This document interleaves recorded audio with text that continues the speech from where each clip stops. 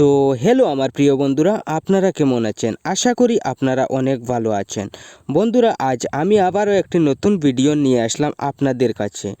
বন্ধুরা, আজকের ভিডিওতে আমরা দেখব আমরা যে হোয়াটসঅ্যাপটা ইউজ করি সেই হোয়াটসঅ্যাপটা অন্য কেউ ইউজ করে কি না।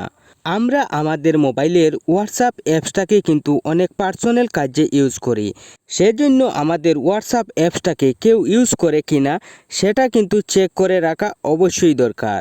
আর যদি আমাদের হোয়াটসঅ্যাপ অ্যাপসটাকে অন্য কেউ ইউজ করে তাহলে তার কাছ থেকে কিভাবে আনবেন, এর জন্য আজকের পুরো ভিডিওটা দেখুন। আর ভিডিওটা শুরু করার আগে আমি আপনাদের কাছে একটাই রিকোয়েস্ট করছি, আপনারা আমার চ্যানেলে নতুন হয়ে থাকলে চ্যানেলটাকে সাবস্ক্রাইব করবেন। আর যদি ভিডিওটা ফেসবুক থেকে দেখেন তাহলে আমার ফেসবুক পেজটাকে ফলো করবেন। বন্ধুরা, আপনাদের হোয়াটসঅ্যাপ কেউ ইউজ করে কিনা সেটা দেখার জন্য প্রথমে আপনি আপনার মোবাইলের হোয়াটসঅ্যাপ অ্যাপসটাকে ওপেন করুন। হোয়াটসঅ্যাপ অ্যাপসটাকে ওপেন করার পর আপনি উপরের ওই 3 ডটে ক্লিক করবেন। ক্লিক করার পর আপনার সামনে এরকম আসবে। আপনি এখানে দেখুন লিঙ্কেড ডিভাইস বলে লেখা আছে, ওই লেখাটির উপর আপনি ক্লিক করবেন। ক্লিক করার পর দেখবেন এরকম আসবে। বন্ধুরা, যদি আপনাদের মোবাইলেও সেম এই রকম থাকে তাহলে বুঝবেন আপনার হোয়াটসঅ্যাপটি কেউ ইউজ করে না আপনি ছাড়া।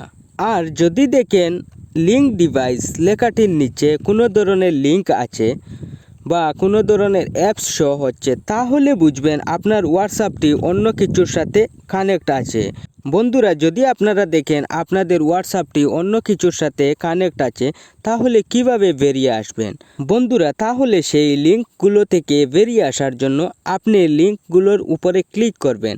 ক্লিক করার পর আপনি দেখবেন লগ আউট বলে লেখা, ওই লেখাটির উপর ক্লিক করে এখান থেকে লগ আউট করবেন। তারপরই আপনার হোয়াটসঅ্যাপটি ঠিক হয়ে যাবে। তাহলে বন্ধুরা, এই ছিল আজকের ভিডিও। আর আপনারা ভিডিওটাকে একটা লাইক করবেন। ধন্যবাদ।